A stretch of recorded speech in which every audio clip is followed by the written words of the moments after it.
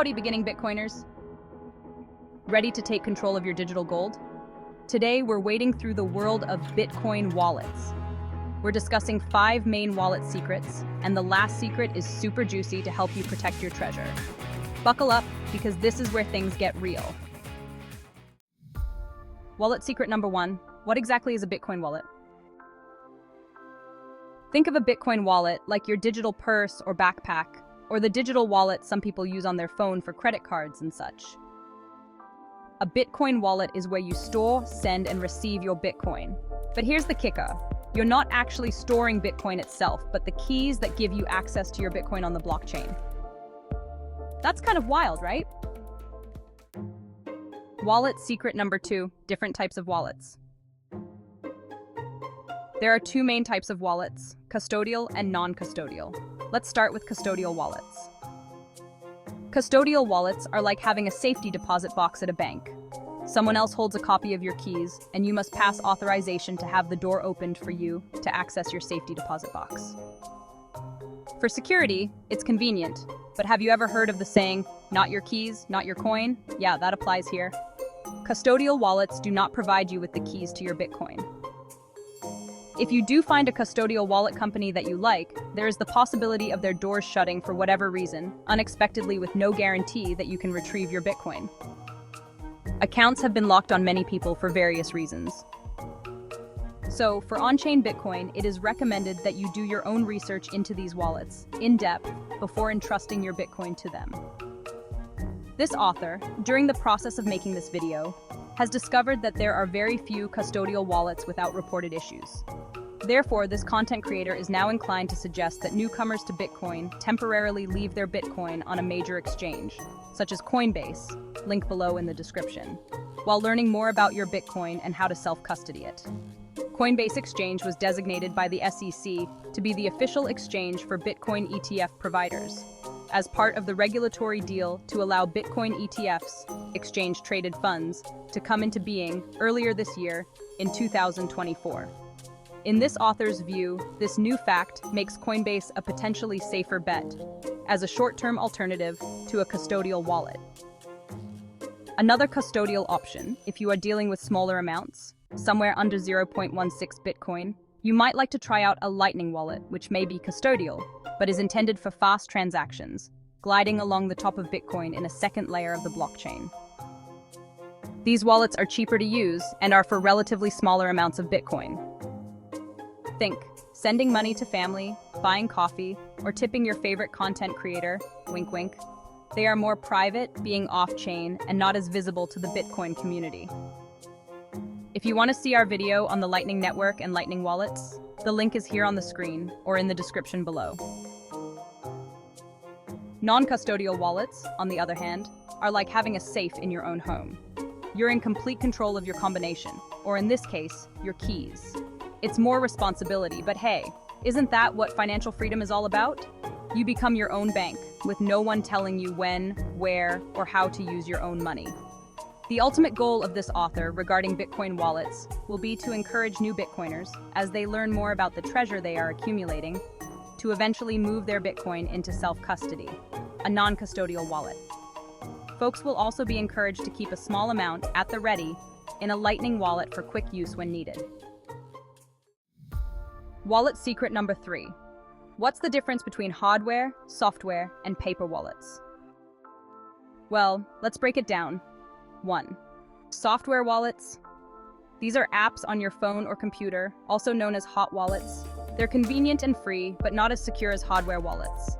Because they are on your phone or computer, they have more exposure to the internet, making them less secure. They can be good for everyday use with smaller amounts. Also, a good software wallet may have to suffice until you are ready to learn more about hardware wallets or need to save money to purchase one. Electrum and Blue Wallet are examples of Bitcoin-only hot wallets, but do your own research on these. Compare and check their reputations. 2. Hardware wallets. These are physical devices that look like USB sticks or other types of small gadgets, also known as cold wallets. They're super secure because they store your keys offline. They are perfect for larger amounts of Bitcoin you want to keep safe. Please research these wallets when you are ready, as they are not quite as easy to use as software wallets. YouTube is your friend for learning new things. This content creator is partial to MK Cold Card or Seed Signer. Not sponsored, just saying so. 3. Paper wallets. The short answer is, these are literally your keys printed on paper. They're completely offline and secure if no one else sees them, but can be damaged or lost easily. If all your copies are in your house and there is a house fire, for example, your Bitcoin can be lost forever.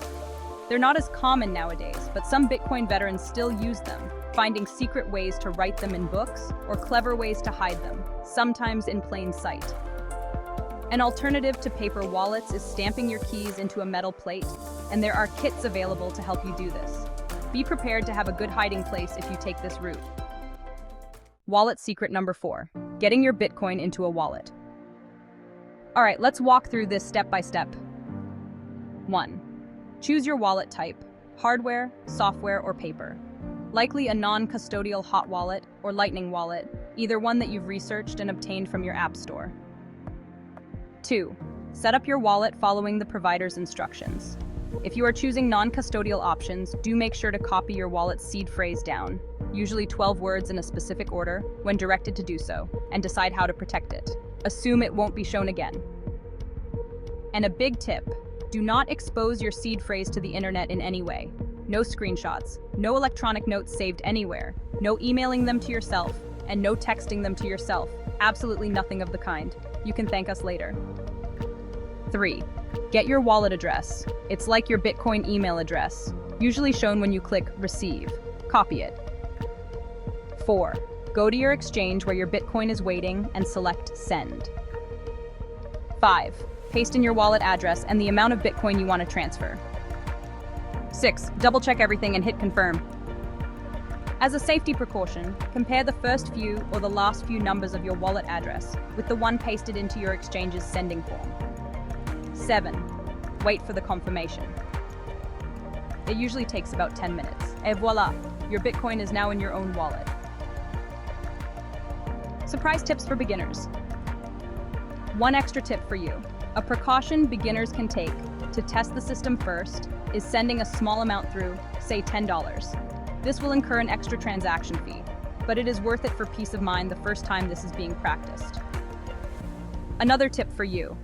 A further learning step would be to practice deleting the wallet that has $10 in it and restoring it with the seed phrase that you wrote down.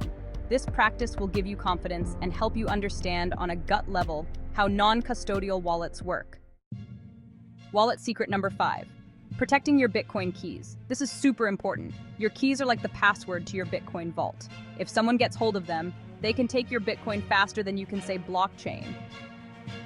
Also, here's another wild fact. It is estimated that a few million Bitcoins have been lost permanently due to lost keys.